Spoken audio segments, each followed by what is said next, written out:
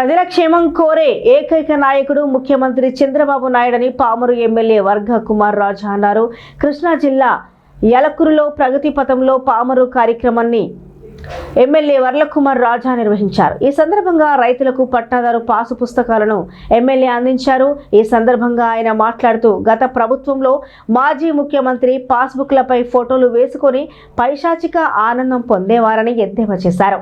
నియోజకవర్గ అభివృద్ధి పథంలో ముందుకు దూసుకెళ్తుందని సీఎం చంద్రబాబు ముందు చూపు కలిగిన మహోన్నతమైన వ్యక్తి అని అన్నారు.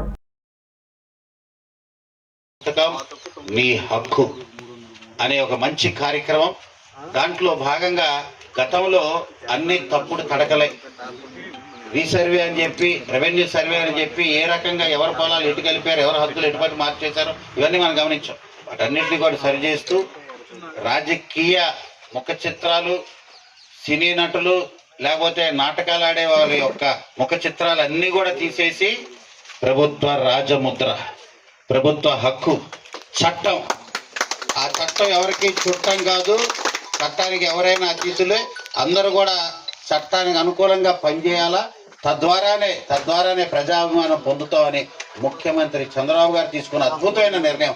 రాజముద్రతో నీ పట్టాదారి పాస్బుక్. అమ్మా సంతోషంగా ఆనందంగా ఉందా? ఆనందంగా ఉన్న వాళ్ళందరూ ఒకసారి చప్పట్లు కొట్టాలి. Very good, very good. ఇది మంచి ప్రభుత్వం, ఇది కూటమి ప్రభుత్వం, ఇది మన ప్రభుత్వం. అహర్నిశలు ఎప్పుడు అన్ని వర్గాల వారిని కూడా కలుపుకెళ్దాం, అన్ని వర్గాల వారికి న్యాయం జరగాలన్న ఒక మంచి ఆలోచనతో